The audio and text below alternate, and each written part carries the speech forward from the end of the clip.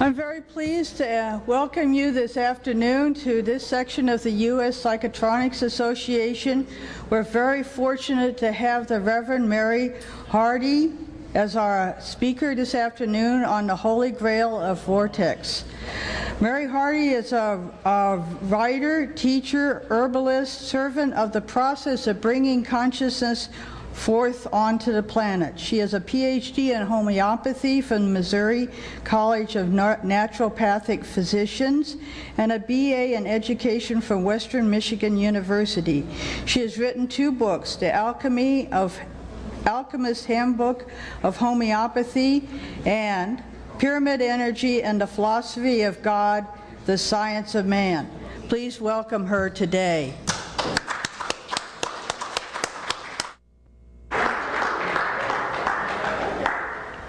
Need some help, hon? Yeah.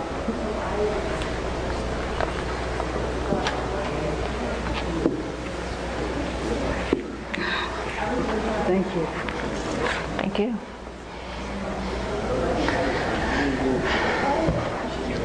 Elizabeth and I were just talking. It seems like years ago I used to speak at the USPA, and it seems like she was always before me or I was always after her.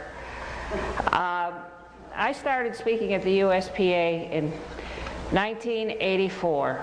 Why I started speaking at the USPA was because we built a pyramid in 1975 and we put a Reichian cover on that pyramid. And it seems that the person who helped design it, Kenneth Killick, seemed to think we needed to patent it, but it cost a lot of money to get a patent.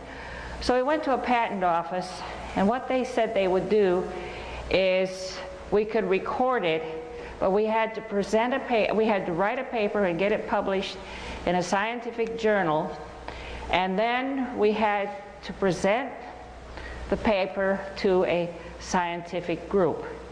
And because Kenneth Killick knew Vogel, Baharovich, Bearden, Bob Beck, all of these guys, I was invited to present my paper at the USPA. Now, a pyramid generates vortexes, and I'm going to say that every time Dean and I, my husband Dean, and I went to any of these conferences, Bearden, Paharovich, they would always come and ask me about how Ken is doing, and a couple times we actually brought Ken. It seems at the time that the Russians were creating a situation with the grid, with the woodpecker signal, and that's where these guys got their information.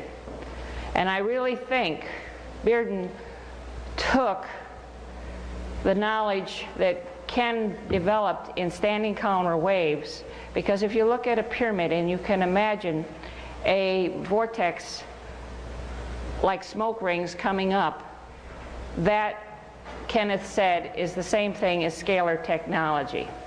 Okay?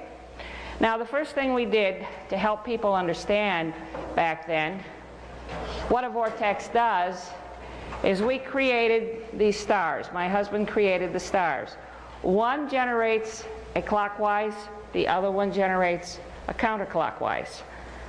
Now, I'm not going to spend a lot of time on them but we did have some at our booth to sell, but they're all gone now. This is the grid.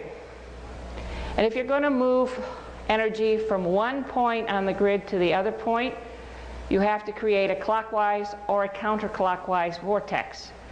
A clockwise vortex is a high pressure. A counterclockwise vortex is a low pressure. It is time that humanity stopped. I like the speaker, the last speaker.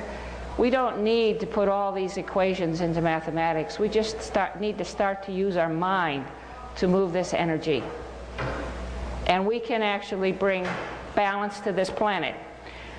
Now, Al Gore seems to think that we are in, the weather is getting warmer, but I really think the reason why we are having these problems with the planet is because we are in the photon belt. How many don't know what the photon belt is? Everybody's heard of the photon belt.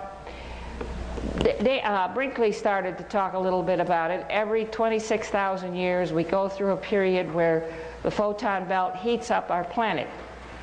Now, years ago we started to get UFOs coming in. For us to save this planet and to keep it an emerald green planet, we absolutely need to have their technology of vortex energy to move the energy so that we can not get global warming but have prosperity on this planet. And I think a lot of what Gore is talking about is because we are in the photon belt and things are speeding up. When you're in the photon belt, people, you can interface dimensions. You know, you have channel 3, channel 4, channel 5 on a TV station? Well, you have all these dimensionals. You have Knights Templars, you have ETs. And while we're in the photon belt, this grid actually allows you to advance into a higher frequency so that you can become one with the fairies and divas. You know how you become an alchemist? You learn to work with the divas and the fairies of earth, air, water, and fire. Then you can change water to wine and become an alchemist. So when we're in the photon belt, this is our gift. The best way for you to learn about the dimensionals is to stand up in the morning, the first 45 minutes, and greet the sun. There, the fairies, the divas, the whales, the dolphins, the Sasquatch, the ETs, all of these people will download information into your consciousness. This is the best time for you to learn this knowledge. And also at sunset. Now, I said I was going to talk about the Cathars. The Cathars were a group of people, nobody really knows where they came from. My feeling is that they were a member of the Essene community. They went to a southern place in southern France. There are many 12th dimensional stargates. There you could learn to graduate. In fact, if you want to look where all the French alchemists like Saint Germain, they all came from this area. In fact, if you go into the bars at our restaurant at Alette, they will tell you exactly the chairs Saint Germain used to sit in. Why was this area this way? Because there's probably 12 to 15 different 12th dimensional stargates there.